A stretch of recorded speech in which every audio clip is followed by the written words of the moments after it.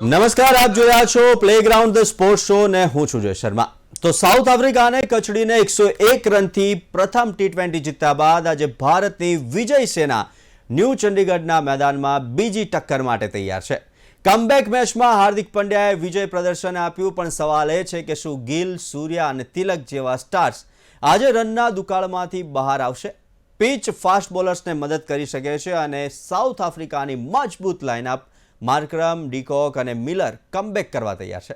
ત્યારે શું Bharat winning combination જાળવી રાખશે કે ફેરફાર કરશે, તે વિશે કરીશું ચર્ચા। અને ચર્ચા કરવા માટે આપણી સાથે ઓનલાઈન જોડાઈ ગયા છે સ્પોર્ટ્સ એક્સપર્ટ અશોક મિસ્ત્રી। અશોકભાઈ, આપનું સ્વાગત છે। Thank you so much. અશોકભાઈ, જોરદાર મેચ જોવા મળી શકે છે। એક બાજુ કમબેક અને સાથે જ વિનિંગ કોમ્બિનેશન જાળવી રાખવા માટે ભારત એડી ચોટીનું જોર લગાવશે, તે વિશે કરીશું ચર્ચા। તે પહેલા જોઈએ એક રિપોર્ટ। ભારત અને સાઉથ આફ્રિકા વચ્ચે પ્રથમ ટી20 શ્રેણી જીત્યા બાદ ભારતીય ટીમ આજે બીજી ટી20 રમવા માટે ન્યૂ ચંદીગઢના મેદાને ઉતરશે। હાર્દિક પંડ્યાએ ઈજામાંથી પરત ફરતાની સાથે જ વિજયી પરફોર્મન્સ આપતા ક્રિકેટ ચાહકોને મજા પડી ગઈ હતી। જો કે ગિલ, સૂર્યા, તિલક જેવા ખેલાડીઓની નિષ્ફળતા જીત મેળવ્યા બાદ દબાઈ ગઈ હતી। ભારતીય બોલિંગે જોરદાર પ્રદર્શન કરતા સાઉથ આફ્રિકાને સસ્તામાં આઉટ કરીને ભારતને 101 રનથી વિજય અપાવી દીધો હતો। ભારતીય ટીમમાં કુલદીપ અને સેમસન સમાવેશ માટે રાહ જોઈ રહ્યા છે, પણ ભારત વિજય ટીમમાં ફેરફાર કરે છે કે કેમ તે હવે જોવું રસપ્રદ રહેશે। ન્યૂ ચંદીગઢની પીચ પર પ્રથમ બેટિંગ લો કે ફિલ્ડિંગ, બંનેએ લગભગ સરખી જીત મેળવી છે અને ફાસ્ટ બોલર્સને થોડી ઘણી યારી મળી શકે, જ્યારે ડ્યુની અસર નહિવત રહે તેવી શક્યતા છે। તો એ ટોસ જીતીને ટીમ પ્રથમ ફિલ્ડિંગ લે તેવી શક્યતાઓ છે, તો ભારતના અભિષેક અને ગિલ ઓપનિંગ કરે તેવી શક્યતા છે। જો કે અભિષેકને શોર્ટ બોલ પર આઉટ કરી શકાય તેવી માન્યતા પ્રબળ થઈ રહી છે, જ્યારે ગિલ હજુ ટી20 બેટર તરીકે સેટલ થયો નથી, જ્યારે સૂર્યા હજુ રનના દુકાળમાંથી બહાર આવ્યો નથી। એટલે કે કન્સિસ્ટન્સીની વાત કરીએ તો બે ગુજરાતીઓ અક્ષર અને હાર્દિક જ નજર જાય તે સ્વાભાવિક છે। સાઉથ આફ્રિકાની ટીમ સારી છે અને કમબેક કરી શકે તેમ છે, એટલે શરૂઆતના બેટર્સ રન બનાવે તે જરૂરી છે। સાઉથ આફ્રિકાની લાઇનઅપ જોરદાર છે। માર્કરમ, ડીકોક જોરદાર છે, તો સ્ટેપ્સ, બ્રેવિશ અને મિલર ટી20માં માહિર ખેલાડીઓ ગણાય છે। તો યેન્સન એક ઓલરાઉન્ડર તરીકે જોરદાર પ્રદર્શન કરી શકે છે। બોલિંગ લાઇનઅપ પણ પ્રભાવશાળી છે। તો કેવી રહેશે મેચ વિશે ચર્ચા કરીએ। અશોકભાઈ, પહેલા તો ભારત અને સાઉથ આફ્રિકા વચ્ચેની બીજી ટી20 કેટલો રોમાંચ, બંને ટીમોના કેવા રહેશે પ્રયત્નો આ મેચ જીતવા માટે? બહુ સરસ સવાલ છે, કારણ કે પહેલી વાર આ પર્ટિક્યુલર ન્યૂ ચંદીગઢના મેદાન ઉપર ટી20 ઇન્ટરનેશનલ રમાઈ રહી છે। આઈપીએલની મેચો રમાઈ છે, પહેલી વાર ડેબ્યુ થવા જઈ રહ્યું છે ટી20 મેચનું। એટલે પહેલી વસ્તુ છે કે નવી સરફેસ છે, નવી જગ્યા છે, નવું વાતાવરણ છે। આ મેદાનની આસપાસ મોટા મોટા બિલ્ડિંગો નથી, જેને કહેવાય ને કે સૌ સામાન્ય પ્રકારનું કહી શકાય એવું આ મેદાન છે, અને એ મેદાન ઉપર આજે સૌ પ્રથમવાર ટી20 ની આ દ્વિપક્ષીય શ્રેણીની મેચ રમાવા જઈ રહી છે। અચ્છા, આ પર્ટિક્યુલર મેચનું મહત્વ શાના માટે? તો આપણે એમ ગણી શકીએ કે ભાઈ પહેલી વાર રમાય છે એટલા માટે। બીજું કે ટી20ની આઈપીએલની મેચો રમાય છે, પણ આ પર્ટિક્યુલર જે ટી20 ઇન્ટરનેશનલ છે એ પહેલી વાર રમાય છે। મેદાનની વ્યવસ્થાઓથી લોકો અજાણ છે। મેદાન કેવી રીતે બિહેવ કરશે, પીચ કેવી રીતે બિહેવ કરશે, એનાથી ખેલાડીઓ અજાણ છે, અને એ રીતે જોવા જઈએ તો પહેલી વાર અહીં આગળ આ બધા ખેલાડીઓ એક્સપોઝ થશે અથવા તો રમશે, એટલે આ એક મહત્વ વધી જાય। બીજું,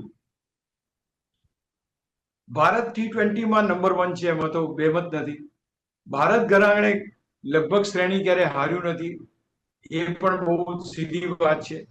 પણ તે છતાંય જે રીતે સાઉથ આફ્રિકાની ટીમને કમબેક કરવાની એમની જે ક્ષમતા છે, એ ક્ષમતાને આપણે નજરઅંદાજ ના કરી શકીએ અથવા તો બાજુમાં ના મૂકી શકીએ। ગયા વખતે તમે જુઓ પહેલી મેચની અંદર થયું શું, કયા બેટ્સમેનો રમ્યા ભારતના? તો ભારતના કોઈ બેટ્સમેન ના રમ્યા હાર્દિક પંડ્યા સિવાય। હાર્દિક અને અક્ષર બે જબરજસ્ત રમ્યા, અને સ્કોર મોટો થયો. બાકી તમે શરૂઆતમાં જુઓ તો ભારત એટલું સફળ નહોતું થયું. તો ક્યાંક ભારતની બેટિંગ ભરોસો રાખી શકાય એ પ્રકારની જોવા મળી નથી. બીજું, yes, bowling was too good. Bowling જે રીતે કરવામાં આવી, જે રીતે સાઉથ આફ્રિકાના બેટ્સમેનોએ, બેટર્સોએ જે રીતે શોર્ટ સિલેક્શન કર્યા, એ કંઈક યોગ્ય ના રહ્યા અને બહુ સસ્તામાં ટીમ આઉટ થઈ ગઈ. આપણે બહુ મોટા માર્જિનથી જીતી ગયા. અહીંયા સાઉથ આફ્રિકા પોતાની શાખ બચાવવા માટે ઉતરશે, કારણ કે આ એ ટીમ છે કે જે T20 ફાઇનલમાં આપણી સાથે ટકરાઈ ચૂકી છે. એટલે એવું નથી કે આ ટીમ આગળ વધી શકે નહીં, તો ટીમ મજબૂત નથી. એટલે અહીંયા આગળ ટક્કર એ રહેશે કે ભાઈ T20માં કમ્બેક રીતે કરે છે માર્કરમની ટીમ. જ્યારે હાર્દિક પંડ્યા ધારો કે એકમાત્ર ખેલાડી ગયા વખતે શાનદાર રમી ગયો, બીજા કોઈ ખેલાડીઓ રમે છે કે નહીં એ જોવાનું રહેશે. શરૂઆતની અંદર તમે વાત કરો, અભિષેક, ત્યાર પછી ગિલ, ત્યાર પછી સૂર્યા, ત્યાર પછી તિલક. આ 4 ખેલાડીઓનો પરફોર્મન્સ આપણને એટલો સારો નથી જોવા મળતો. એટલે આ બધા જ ખેલાડીઓને આપણે આજે રમતા જોવાના છે. એટલા માટે આ જે પર્ટિક્યુલર મેચનું મહત્વ મારી દ્રષ્ટિએ વધી જાય છે. બીકોઝ તમારે રિટેન કરવાનું છે કે અમે જીત્યા છીએ, સામેના પક્ષે કમબેક કરવાનું છે કે અમે જીતી શકીએ છીએ. તો આઈ થિંક આ બેટલ જોવાની મજા આવશે અને 20 ઓવરની મેચમાં અમે મજા તો આવે જ. જી અશોકભાઈ, હવે ભારતીય બેટિંગ લાઇનઅપની વાત કરીએ તો ભારતીય બેટિંગ લાઇનઅપમાં અભિષેક, ગિલ અને સૂર્યા પ્રથમ મેચમાં નિષ્ફળ રહ્યા હતા. તિલક પણ વધુ રન બનાવી નતા શક્યા. જો હાર્દિક ના રમ્યો હોત તો ભારતને મુશ્કેલી થઈ શકી હોત. શું આજે આ ખેલાડીઓ પાસેથી સારા સ્કોરની અપેક્ષા રાખી શકાય?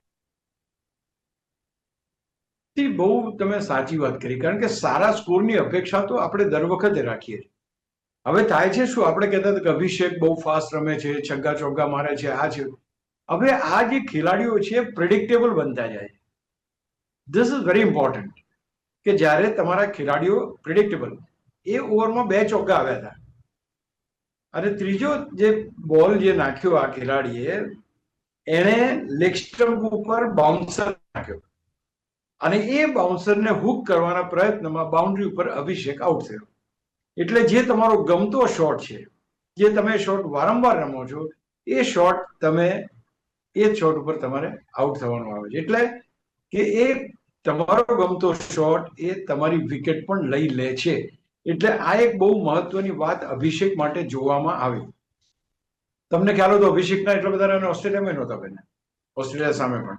તો ક્યાંક ને ક્યાંક આ ખેલાડી પ્રેડિક્ટેબલ થતો જાય છે. ત્યારે તમે એની જે ધાક છે, અથવા તો એને સૌથી વધારે સિક્સરો લગાવી દીધી, 100 છગ્ગા માર્યા, કે જે કોઈ એના રેકોર્ડ છે, એ બધા રેકોર્ડ્સ ઉપર આ બધી વસ્તુઓ મહત્વની બની જાય છે કે આ ખેલાડી દર વખતે આપણને કન્સિસ્ટન્ટ પરફોર્મન્સ આપે છે કે નહીં.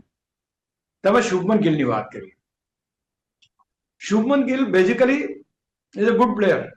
આમ તો ગુજરાત ટાઇટન્સના કેપ્ટન છે, કેપ્ટન તરીકે ઘણી બધી સારી T20ની મેચો રમ્યા છે. BCCI એને પ્રોજેક્ટ કરી રહ્યું છે કે ભાઈ ટેસ્ટ મેચ હોય, વન ડે હોય કે T20 હોય, દરેકમાં કેપ્ટન શુભમન ગિલ બને. એટલે એને વાઇસ કેપ્ટન તરીકે ટીમમાં સામેલ કરવામાં આવે છે, કારણ કે જ્યાં સુધી સૂર્યા છે ત્યાં સુધી એમને રિપ્લેસ કરવાનો કોઈ સવાલ નથી. હવે જ્યારે એ પ્રયત્નોમાં લાગ્યા હોય તે વખતે એ જરૂરી છે કે ભાઈ શુભમન ગિલ કેવું પ્રદર્શન કરે છે. હવે શુભમન ગિલની નિષ્ફળતા T20માં આપણને ઉડીને આંખે વળગે છે. ટેસ્ટ મેચ હોય, he is fantastic. One day હોય તો એ સારું રમે છે. T20ની અંદર એનું contribution to the team is negligible. હવે જો ભવિષ્યમાં તમે એને કેપ્ટન તરીકે પ્રોજેક્ટ કરતા હો તો એના પરફોર્મન્સમાં આજથી, એટલે કે દ્વિપક્ષીય શ્રેણીઓ રમવાથી એનામાં ફેર આવવો જોઈએ, અથવા તો એને સબસ્ટન્સ બતાવવું પડશે કે હું રમી શકું એમ છું. ખેલાડીઓના માથા ઉપરથી રમવાનું, he is not able to clear the infield, એ કરવા જાય છે તો એ કેચ થઈ જાય છે. તો આ જે પરિસ્થિતિઓ છે, એ પરિસ્થિતિઓ ક્યાંક શુભમન ગિલને આની પર ઓવરકમ થવું પડશે. Now coming back to Surya. Surya is a captain, અને કેપ્ટન છે અને ઓલવેઝ એને આપણે જોઈએ તો એકદમ કોન્ફિડન્ટ હોય છે, હસતા હસતા બધા પ્રશ્નોના જવાબ આપે છે. પણ સૌથી મહત્વનો પ્રોબ્લેમ એ છે કે ભાઈ રન્સ કેમ બનતા નથી. કારણ કે તમે કેપ્ટન છો, એની સાથે સાથે એક મહત્વના ખેલાડી તરીકે ટીમમાં સ્થાન મેળવો છો. એ ટીમના ખેલાડી તરીકે તમારું કોન્ટ્રીબ્યુશન ટુ ધ ટીમ શું છે, કેટલી વાર છે. હવે તમે અમુક જ પ્રકારના શોટ રમો, અને એ જે શોટ ગયા વખતે જોયું જે રીતે ફટકારો ગયા કેચ ઉછળ્યો. આઈ મીન ક્યાંક ને ક્યાંક તમે પ્રિડિક્ટેબલ થાવ છો એવું નથી લાગતું? તો અહીંયા આગળ એ પણ એક બહુ મહત્વનું છે કે છેલ્લા ઘણા બધા વખત સૂર્યકુમાર યાદવના રન્સ બનતા નથી. આ એક સારા સંકેત એટલે નથી કે આ ખેલાડીને પહેલા બધે જ ચાન્સ મળ્યો હતો. Ultimately he was not able to એનું સ્થાન ટકાવી શક્યો નથી. અને હવે T20 એકમાત્ર ફોર્મેટ રહ્યું છે કે જ્યાં સૂર્યકુમાર યાદવ રમી રહ્યા છે. અહીંયા પણ જો રન નથી બનતા અને જો એમને મીન્સ કે કેપ્ટન તરીકેથી એમને રાજીનામું આપવું પડે, ઘટાડવો પડે, તો હવે એની માટે કોઈ ફોર્મેટ બાકી નથી રહેતું. એટલે જરૂરી છે કે એ બહુ જ સરસ રીતે રમે. જીતવું એક અલગ વસ્તુ છે. તમે ટીમ એફર્ટથી જીતો એ એક વસ્તુ ડેફિનેટલી છે. But what is your contribution to the team? અને તમે લીડિંગ ફ્રોમ ધ ફ્રન્ટ થયા કે નહીં? તમે દરેકને પ્રેરણા આપી શક્યા કે નહીં? એ ક્યાંક ને ક્યાંક અહીંયા સૂર્યકુમાર યાદવે એસ્ટાબ્લિશ કરવાનું છે. એ જ પ્રમાણે શુભમન ગિલે, કારણ કે શુભમન ગિલ ભવિષ્યનો કેપ્ટન છે, સૂર્યકુમાર યાદવ અત્યારનો કેપ્ટન. સૂર્યકુમાર યાદવને ખેલાડી તરીકે પણ ટીમમાં રહેવું હશે તો રન્સ કરવા પડશે. કેપ્ટન ભલે કોઈ પણ હોય, કેપ્ટનથી કોઈ ફેર હું માનતો નથી કે રમત ઉપર પડે છે. રમત ઉપર તમે કેટલા સ્કોર બનાવો છો એની અસર થાય છે. એટલે અહીંયા આગળ બહુ જ અગત્યની વાત છે કે સૂર્યકુમાર યાદવ, તમે બીજું નામ દીધું ગિલ અને ત્રીજું નામ દીધું અભિષેકનું. આ ત્રણ ખેલાડીઓના રન બનતા નથી. નાઉ અનધર ગુડ પ્લેયર ઇઝ તિલક વર્મા. તિલક વર્મા આમ જોવા જાવ તો ટોપ 10 ની જે યાદી છે એની અંદર આ બંને ખેલાડીઓ તો ટોપ 2માં છે, ટોપ 5માં છે, તિલક અને અભિષેક. તિલક વર્મા માટે પણ બહુ અગત્યનું છે કે રન્સ બને, બીકોઝ તમારે ટીમમાં સ્થાન બનાવવું છે. કોમ્પિટિશન આટલી જબરજસ્ત છે, 12 ખેલાડીઓ બેઠેલા છે, તે વખતે તમારી પાસેથી પણ મોટી અપેક્ષા ટીમ રાખી શકે. સેન્ચુરી ફટકારે કોઈ, કે કોઈ 50 રન બનાવે, કોઈ મોટી પાર્ટનરશિપ કરે, તો I think that is very important. એટલે અહીંયા આગળ તમે કન્સિસ્ટન્સી બહુ મહત્વની બાબત બની જાય છે. અને આ ખેલાડીઓ જો રન નહીં બનાવે તો એ ભારત માટે પાછળના બેટ્સમેનો ઉપર દબાણ લાવવાની એક પરિસ્થિતિનું નિર્માણ કરશે, એવું ક્યાંક ને ક્યાંક આપણે ચોક્કસ કહી શકીએ. અશોકભાઈ, હવે કન્સિસ્ટન્સીની વાત કરીએ તો માત્ર 2 ખેલાડીઓ પર તમે આધાર રાખી શકો. બંને ગુજરાતી ખેલાડી, અક્ષર અને હાર્દિક, એમ કહી શકાય? We are definitely proud of them. Yes, what you say is absolutely correct. તમે અત્યારના તબક્કે તમે આજે હાર્દિક પંડ્યા આટલા બધા વખત પછી આવ્યા છે અને the way he has made India win, તમે વિચાર કરો એની હાફ સેન્ચુરી ના મેળવી તો ભારતીય ટીમનું શું થાય? મુશ્કેલ બની જાય જીતવું. એને પણ લાવવામાં આવે છે. તો હું માનું છું કે આ 2 ખેલાડીઓ is most dependable players of T20 as far as India is concern. કારણ કે જે રીતે ઇવન રોહિત શર્માએ બહુ વખાણ કર્યા છે એના કે કેટલું જબરજસ્ત રમ્યો છે. તો આ 2 ખેલાડીઓ તમારું ટોટલ વધારે છે. એટલે કન્સિસ્ટન્સી અહીંયા જોવા જે મળી રહી છે એ કન્સિસ્ટન્સી બીજા ખેલાડીઓ, કાલે પરમદાડે આપણે જીત્યા એમાં તમને પાર્ટનરશિપ મળી, પણ પાર્ટનરશિપ કેટલી મળી? 25 રનની, 50 રનની, 15 રનની, એ પાર્ટનરશિપ મળી. તમને એક મોટી પાર્ટનરશિપની જરૂર છે. તો હું માનું છું કે એ વખતે તમારી પાસે આ 2 ખેલાડીઓ આવીને ઉભા રહે છે અને એમનું જે કહેવાય ને કે જે એપ્લિકેશન છે એટલી બધી પરફેક્ટ હોય છે. એક લેફ્ટી અને એક રાઇટીનું એક કોમ્બિનેશન. અને જે રીતે મહારાજને હાર્દિક પંડ્યાએ 2 છગ્ગા માર્યા, એમેઝિંગ. તમે ગમે ત્યાં પીચ કરો, that man will reach there and just hit it out. તો આ જે એમની કન્સિસ્ટન્સી છે એ ભારત માટે એક મહત્વનું પેલું એને કહેવાય ને કે એને ટીમને સોલિડ બનાવે છે કે ભાઈ બધાને આઉટ કરીશું પણ આ 2 જણને કેવી રીતે આઉટ કરીશું. તો આ જે પર્ટિક્યુલર વસ્તુ છે, આમ તો ભારતીય ટીમમાં 3 ખેલાડીઓ ગુજરાતી આપણા જોવા જાવ તમે તો ઇવન જસપ્રીત બુમરાહ ખતરનાક ખેલાડી તરીકે છે જ. તો આ જે ખેલાડીઓ છે દે આર ધ એની ઉપર ડિપેન્ડન્ટ રહી શકે એવા ખેલાડીઓ. બીજું કન્સિસ્ટન્ટ અને પરફોર્મન્સ, આ 3 ખેલાડીઓ. અને એટલા માટે ટીમને જીતવામાં સરળતા રહે. સો ઇઝ અ ગુડ ટીમ. અને ઇન પર્ટિક્યુલર આ ગુજરાતી ખેલાડીઓ જે રીતે પ્રદર્શન કરે છે, I think hats of to them. તો અશોકભાઈ, હાર્દિકનું તો કમબેક સુપર્બ રહ્યું, પરંતુ હવે બીજા કમબેકની વાત કરીએ તો સેમસન અને કુલદીપ પણ તક માટે રાહ જોઈ રહ્યા છે. કોઈ શક્યતા છે તેમની ટીમમાં આવવાની? અહીંયા ઘણા બધા સમીકરણો કામ કરે છે કે તમે ટીમમાં કોને રમાડવા માંગો. મોટા ભાગે જે ટીમ જીતે એ ટીમમાં ફેરફારો થાય નહીં. એટલે બરાબર છે, જીતેશ શર્માને અત્યારે ટીમે રમાડ્યો છે તો કઈ એક મેચ રમાડીને એને પાછું બોલાવી લેવાનો કોઈ મતલબ નથી. એને પણ 10 રન અન્નમ કરીને હાર્દિક સાથે સારી એ બનાવી છે એને પાર્ટનરશિપ. તો I think he is doing his work. તો એના માટે તરત તમે સેમસનને અંદર લાવવા માંગો, હું નથી માનતો કે કોઈ રીતે પ્રેક્ટિકલ હોય. ઘરે ચેન્જ એ અલગ વસ્તુ પણ કરવાની શક્યતા બહુ ઓછી બને. તમે કુલદીપને લાવવા માંગો છો. Now this bowlers have done a wonderful job. અક્ષરે વિકેટો લીધી, તમારી પાસે હાર્દિક પંડ્યાએ વિકેટો લીધી, દરેક ખેલાડીએ ગયા વખતે ટીમ સામે રમ્યા એને વિકેટો લીધી. હવે જો તમારી બોલિંગ ડિપાર્ટમેન્ટ સારી વિકેટો લઈ શકે છે તો why you want to change. તમે હર્ષદીપને સ્થાને ધારો કે એમ કહો કે ભાઈ આની સ્થાને આપણે હર્ષિત રાણાને લઈએ. હું નથી માનતો કે બહુ મોટો ફેર પડે એનાથી. એક તમે બેટર થોડો વધારો છો, પણ એ સામે હર્ષદીપને અન્યાય થાય છે કે એક મેચ રમ્યો છે, સારું પરફોર્મન્સ કર્યું છે, અને તે છતાં એને તમે ટીમમાંથી બહાર મૂકો છો. તો અહીંયા આગળ, અને બીજું કે આ પર્ટિક્યુલર જે વિકેટ છે એ કોઈ સ્પિનરની વિકેટ છે નહીં કે જેમાં સ્પિનરને બહુ મોટો એ મળવાનો. બીજું કે 20 ઓવરની મેચ છે, એટલે એ બી નથી કે ચલો 50 ઓવરની મેચ હોય તો કંઈ લાંબુ એ કરવું પડે. એટલે હું નથી માનતો કે કોઈ ફેરફાર ટીમમાં જોવા મળે. તે છતાંય કંઈ થાય તો એ આશ્ચર્ય જશે. અશોકભાઈ, હવે સાઉથ આફ્રિકાની વાત કરીએ તો ટીમ જોરદાર છે, કમબેક કરી શકે છે, વળતો પ્રહાર કરી શકે છે, કેમ કે માર્કરમ, ડિકોક અને બ્રેવિસ અને મિલર બધા જ મોટા ગજાના ખેલાડીઓ છે. કેવી રીતે જુઓ છો આ ટીમના પરફોર્મન્સને આ મેચમાં? પહેલી વસ્તુ તો આ એવા નામો છે કે જેમ આપણે હાર્દિક પંડ્યાનું નામ દઈએ ને એ પ્રમાણે તમારે માર્કરમનું નામ દઈ શકો, એ પ્રકારે તમારે ડિકોકનું નામ દઈ શકો, બ્રેવિસનું નામ તમે લઈ શકો, મિલરનું નામ તમે લઈ શકો. આ તમામે તમામ ખેલાડીઓ આઈપીએલના ફોર્મેટના, એટલે કે 2020 ફોર્મેટના ધુરંધરો છે. ધુરંધરો એટલા માટે કહું છું કે દે હેવ પ્લેડ સચ ઇનિંગ્સ કે કોઈ બોલર સામે હોય, ભલે ગયા વખતે આઉટ થઈ ગયા, પણ બાકી એ ખેલાડીઓ કોઈ બોલરને ગાંઠે એ પ્રકારના ખેલાડીઓ નથી આ. એટલે આ માર્કરમની વાત કરો તમે, કે ડિકોકની વાત કરો, કે સ્ટબ્સની વાત કરો, કે બ્રેવિસની વાત કરો, દે ઓલરેડી ડન ધેમસેલ્ફ. હવે એક મેચમાં કોઈ કારણસર ડિબેકલ થયો, બટ ઇટ ડઝન્ટ મીન કે એ લોકો પાછા આવી ના શકે.